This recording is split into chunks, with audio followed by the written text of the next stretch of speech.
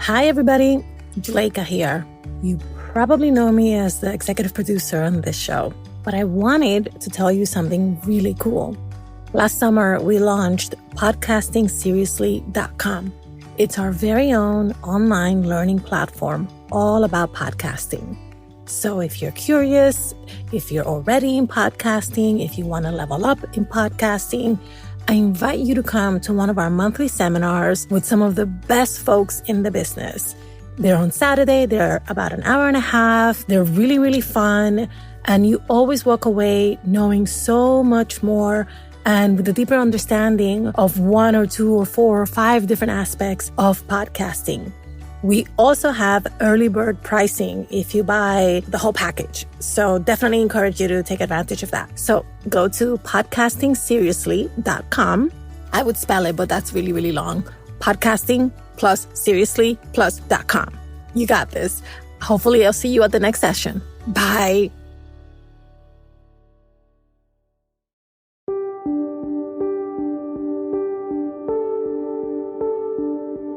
"70 million adults in the United States have a criminal record." In Season 3, we'll explore how our rapidly changing reality is impacting those in custody and the policies that keep them there. I'm Mitzi Miller.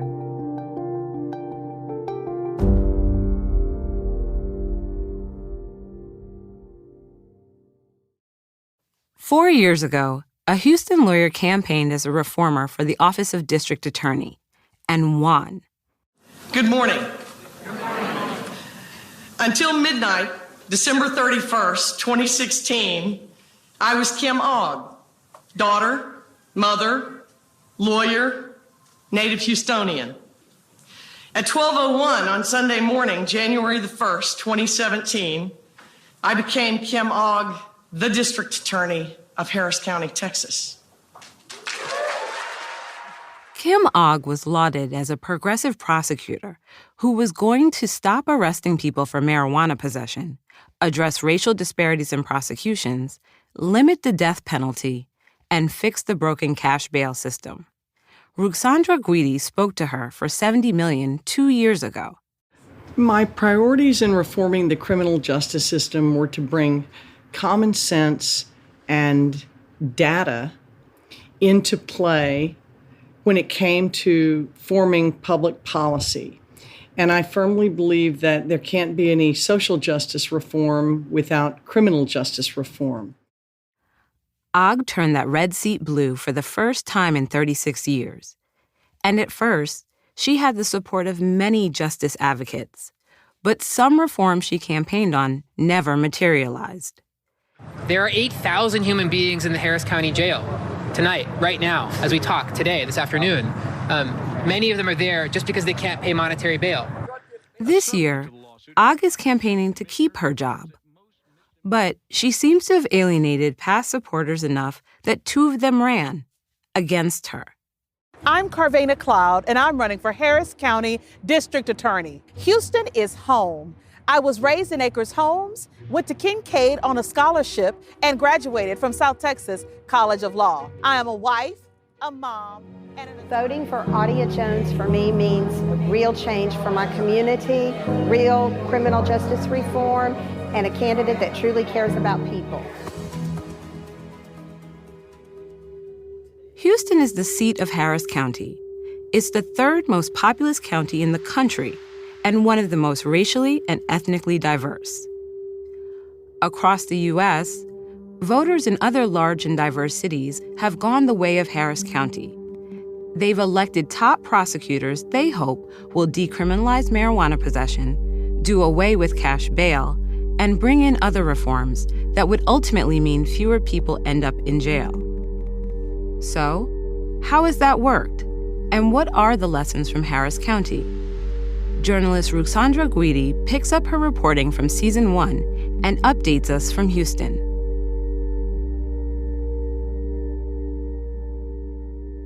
Audia Jones was a prosecutor back in 2016.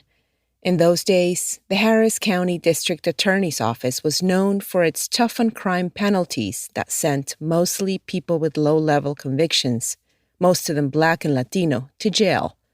So when Kim Ogg threw her hat into the ring and decided to run against DA Devin Anderson, the Republican incumbent, Audia Jones thought change couldn't come fast enough. Our current district attorney, I was excited when she, made a lot of the promises that she did. That's Jones, who'd started out in Harris County as an assistant district attorney. I myself voted for her because I was very excited about what she was talking about. And literally, as soon as she took office, she did a 180 from everything that she said she was going to do. Today was a wonderful day. Audia Jones filed her paperwork to become the Harris County DA District Attorney. By 2018, many local progressives, like advocacy group Texas Organizing Project, and people at the DA's office, like Jones, would sour on Ogg, saying she wasn't a real reformer. Jones quit and became Ogg's top challenger in the Democratic primary. And so I was like, well, I know what needs to be fixed. I know how it can be fixed. I know how much authority the district attorney has, which is literally they're the most powerful actors in our criminal justice system, especially here in Harris County. So that's why I decided to run. Ogg beat Jones in the primaries on March 3rd. But then, within days, the COVID-19 virus hit Houston. And we begin with breaking news. The number of coronavirus cases in the Houston area continues to climb. There are now 12 confirmed cases in the Houston area. One case led to another, and before officials could control its spread, the pandemic had unleashed a public health crisis and a wave of unemployment in Harris County. At the district attorney's office, Ogg drew criticism for endangering her prosecutors by sending them into court.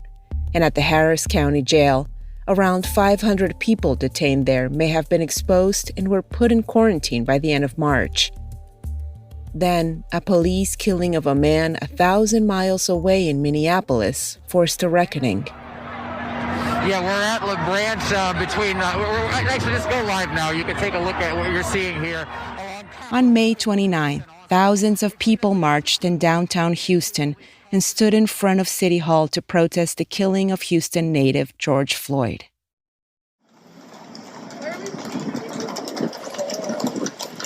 Black women and men rode horses with their right fists up in the air and posed for pictures.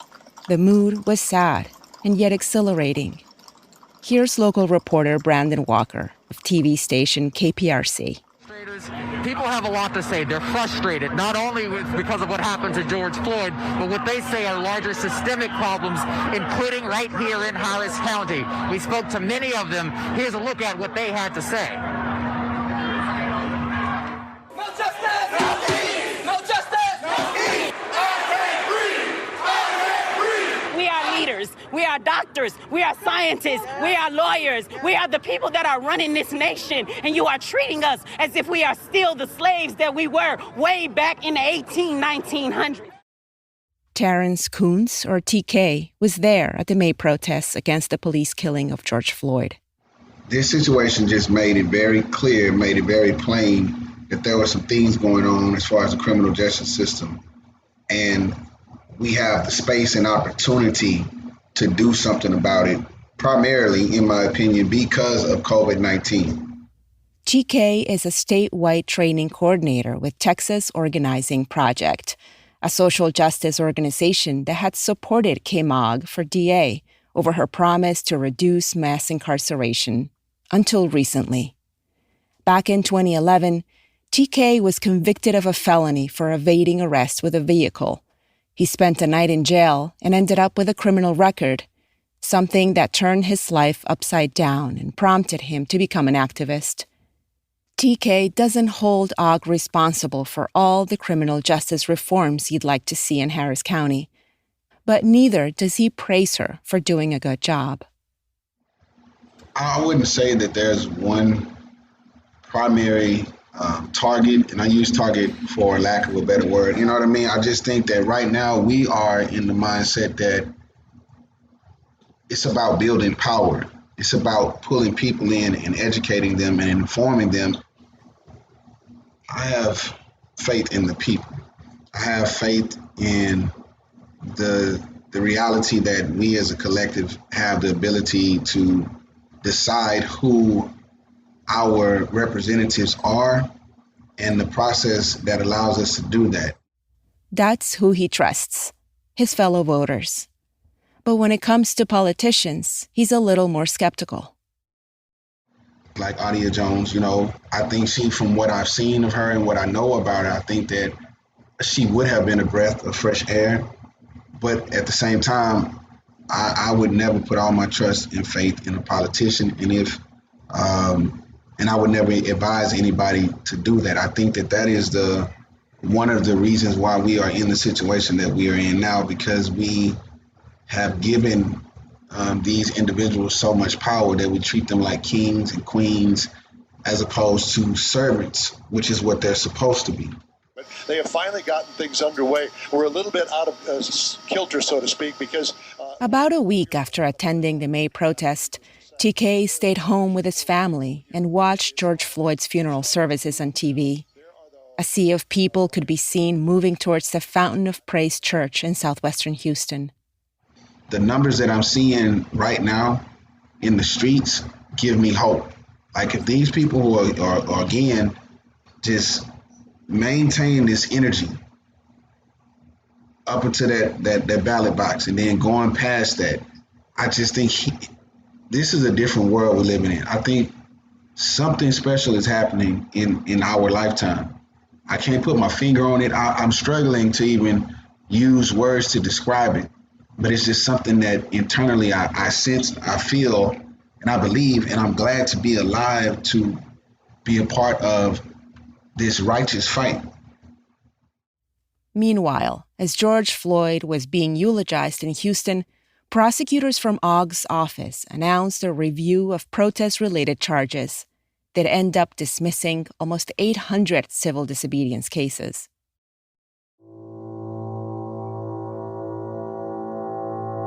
Since before Kim Og became the DA, Black residents in Harris County represented 20% of the population, but they made up more than half of those arrested for drug possession. An estimated 70% of people held in county jails are awaiting trial and haven't yet been convicted of a crime.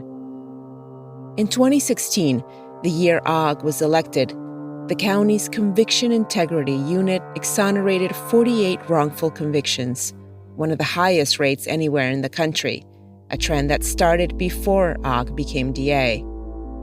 But most of what the unit did was change the status of cases as their post-conviction drug tests came in. Since she came to Harris County, OG's office has steadily continued to reverse drug convictions. Neither the George Floyd protests nor the pandemic lockdown have kept activists from organizing around urgent criminal justice reforms in Houston. Well, there has been a lot of information that has been issued out from several of the council members. Every Friday this spring, family members of incarcerated people, activists, and other concerned local residents have been joining a strategy call to find ways to put pressure on city council members, Houston mayor, the police chief, and the DA. When it comes to policy and law, there's always a ladder step. They're asking for three things: a uniform body camera policy, the transparent tracking of public complaints about police, and a citizens' review board with subpoena power. On the day after George Floyd's funeral in Houston drew 6,000 people to the streets, Harris County Commissioner's Court passed a package of 11 criminal justice reform measures. The cornerstone measure is a study to evaluate the creation of a civilian oversight board that would review the use of force by police. Og was absent from these reforms. She didn't openly support them, but neither did she object to them. Last year, the Harris County Commissioner's Court rejected her request for a 31% budget increase that would have funded an additional 102 prosecutors. Elsewhere around the country, from Suffolk County, Massachusetts, to Cook County, Illinois, DAs like Og have also proven to be not as progressive as activists would like them to be. That's the case with DA Larry Krasner in Philadelphia. One of his major promises was that he was going to end the use of cash bail in Philadelphia, and basically bring about a major overhaul of like the way the office of the DA works. That's Candace McKinley, an activist with Philadelphia Community Bail Fund, a grassroots group that wants to end cash bail in that city. She's critical of Krasner, one of the first district attorneys to run and win over promises of reform. And so Philadelphia, we also have this history of corrupt district attorneys, people who are really harsh, and drivers of mass incarceration and carceral state, who, were really proponents of the death penalty. So we were expecting something fundamentally different. But McKinley says Krasner has perpetuated a system that keeps Philadelphia jails, like Houston jails, with too many people who have yet to face trial.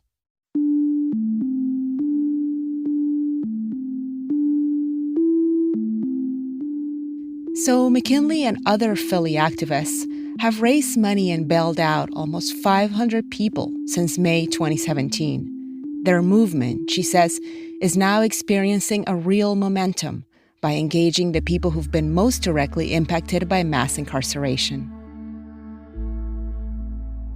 We're not being dismissed just as like these impractical, like pie in the sky, progressives. I think a lot more people are being like, compromise hasn't gotten us anywhere. Many of these activists, like McKinley, particularly those who've been mobilized over their frustration with the slow pace of reforms, are finding a new way forward by starting their own nonprofits. Savannah Elridge is among those demanding that criminal reforms happen at a much faster rate. I just tried to put myself in spaces where I could learn what other people were doing so I could figure out what I could do. Elridge is a traveling nurse by day and a self-taught criminal justice activist by night. Her 2 brothers and stepson are incarcerated. Her brother, Frank, has a life sentence for aggravated assault with a deadly weapon. He's at the James V. Allred unit, an almost 6-hour drive from her home in Houston. Now there's this big push for folks who are formerly incarcerated to have a space to talk about their experience and use that experience to pass policies and laws, and also directly impacted individuals. But, family's experience is different than somebody who's been incarcerated. So I really think, it's a different experience, but we still need to have a seat at the table because, it is a lot. Elridge's experience has centered on trying to navigate the prison system in both small and big ways. She's worked to make sure Frank's jail cell has air conditioning in the summers, and has also fought to make sure incarcerated people in Texas who menstruate have access to sanitary pads. She's done much of this activism through groups like Texas Organizing Project, alongside TK. But now, Elridge is trying to figure out how to start her own criminal justice reform nonprofit. She's calling it Be Frank for Justice. Given the conversations that we finally seem to be having over the last few years about everything that's systemically wrong with the criminal justice system and the ways that basically Black and brown people are set up for failure. Mm-hmm. And when you look back on all this stuff, what is the feeling? Is it, I should have known, I wish I'd known? Is it anger? For me, as a Black woman, right, and as a mother of a Black son, I'm angry because I've been in situations where people say, oh, you're playing the race card. I'm angry because up until what seems like 2 months ago, people didn't understand that these injustices were happening. It was I feel like they felt like people of color were crying wolves in a way because they didn't understand. It took to see somebody on video being killed by the police for them to then believe that, oh, maybe this has been happening. Maybe what they were saying really is true. But as a mother of an African-American son, it scares me that, he's going to be looked at as a predator.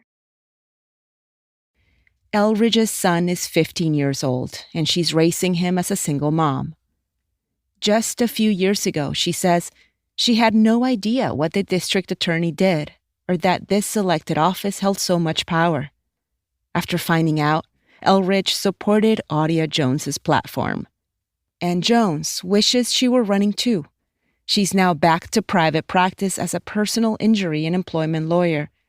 She says the recent push for more police reform, coupled with the George Floyd protests in Houston and nationwide, signaled to her that Harris County voters may now be ready for a more progressive candidate for DA, like her. We have people that are voicing their concerns and marching, that are holding protests and voter registration events. So that's what really gives me hope. And then I'm still fighting the good fight from my position. And that brings me joy to say, hey, things may really change finally. Would you consider running again for office? It's a possibility. It's definitely a possibility. It's such an important role. So yeah, I think for sure I would definitely consider running again.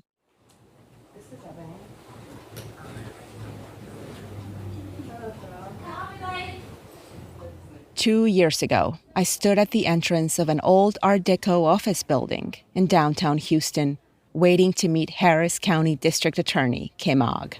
He is available. What time are you thinking?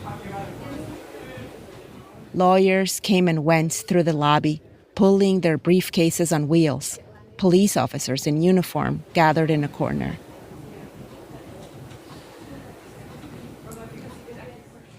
After a few minutes, I was taken to meet Ogg. Dressed in a navy blue power suit, she welcomed me into her office and sat behind her dark mahogany desk. Just a year and a half before, she had ridden to victory as a criminal justice reformer, becoming the first Democratic district attorney in Harris County in almost 4 decades.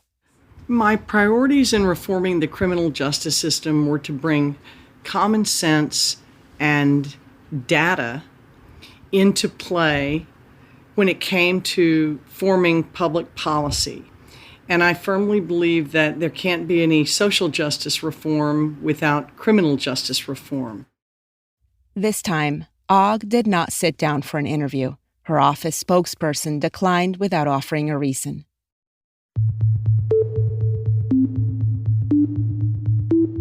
Ogg's diversion programs have received the most praise from the Harris County Sheriff's Office, a mental health diversion program and a marijuana diversion initiative. Over the last 2 years, more than 35 million Harris County tax dollars have been redirected from the arrest and prosecution of misdemeanor marijuana offenses, according to the Harris County DA's office. This time around, she's campaigning on this success in ads like this one.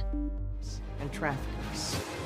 And after instituting Texas's most progressive marijuana diversion policy, tens of thousands of misdemeanor marijuana offenders have avoided jail and stayed in the workforce. Actually, in March, her office said just more than 9,000 people had avoided jail. The program lets someone caught with less than 4 ounces of marijuana avoid a criminal charge if they pay $150 to take a 4-hour cognitive decision-making class. But here's the catch. People weren't finishing the class, and they blamed its $150 price tag. As of early 2019, around half of participants failed to complete the program and had warrants issued for their arrest.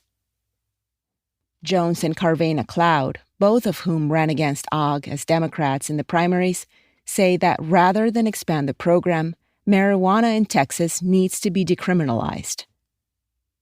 Ogg has also promised to keep death penalty cases to a minimum. In an interview with a local paper, she said, quote, "People's attitudes have changed, prosecuting attorneys' attitudes have changed, and mine have changed," end quote.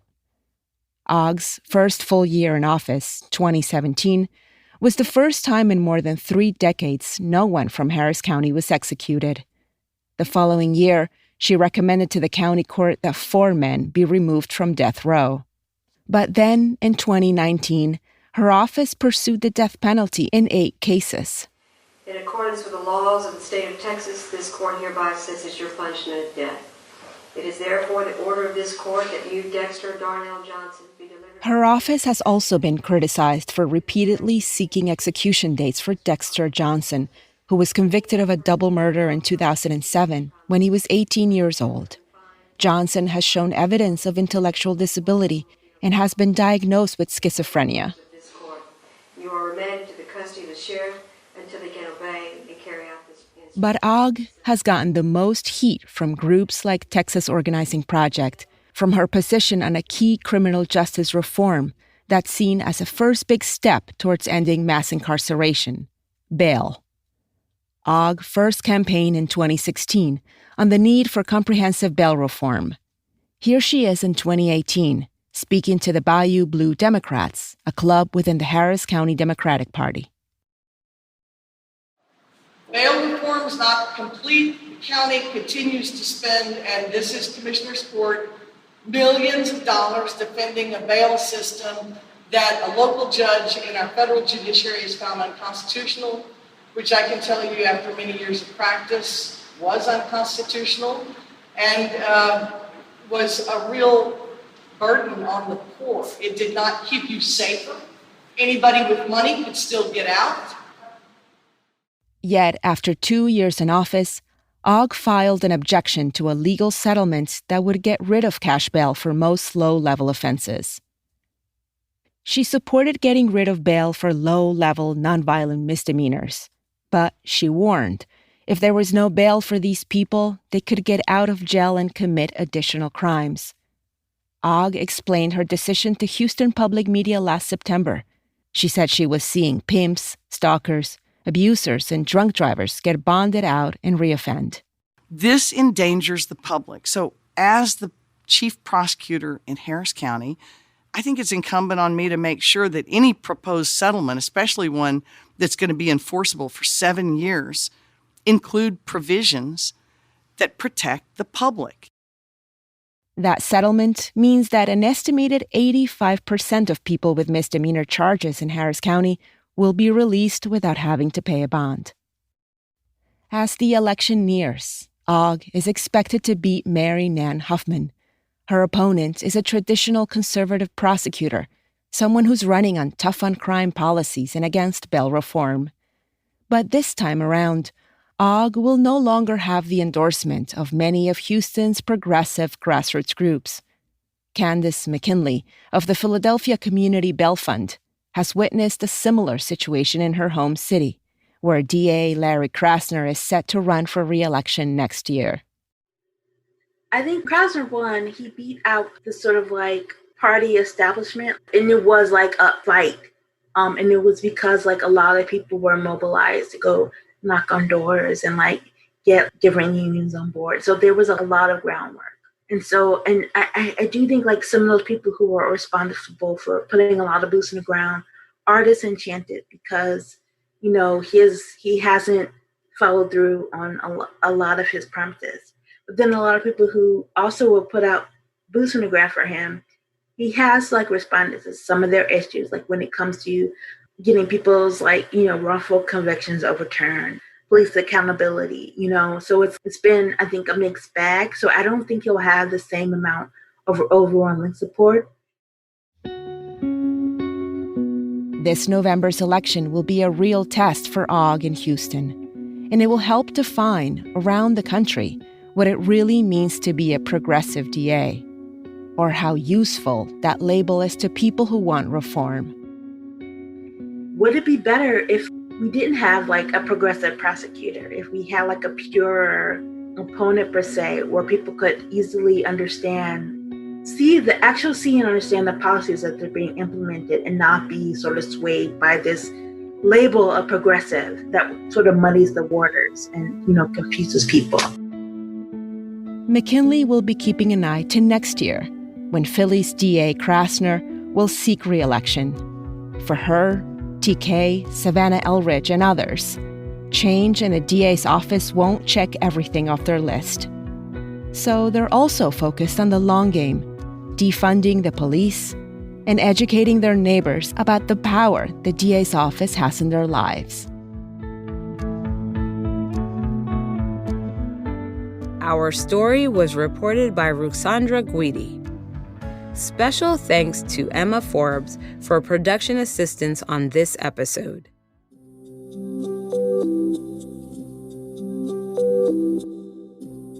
Thank you for listening. For more information, toolkits, and to download the annotated transcript for this episode, visit 70millionpod.com. 70 Million is an open source podcast because we believe we are all part of the solution.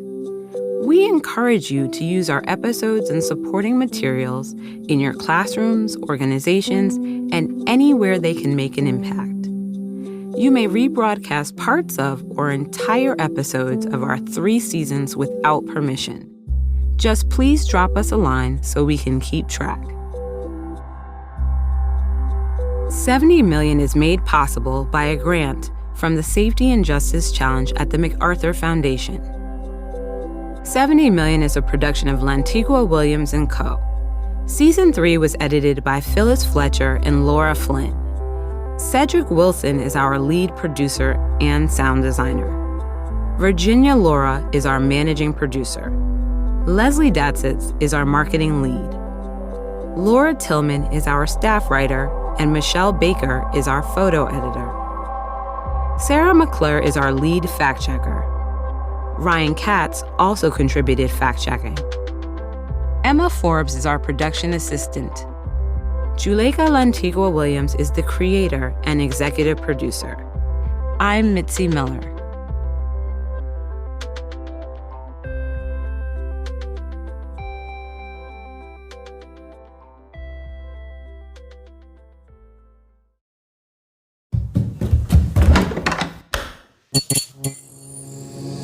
This podcast is part of the Democracy Group.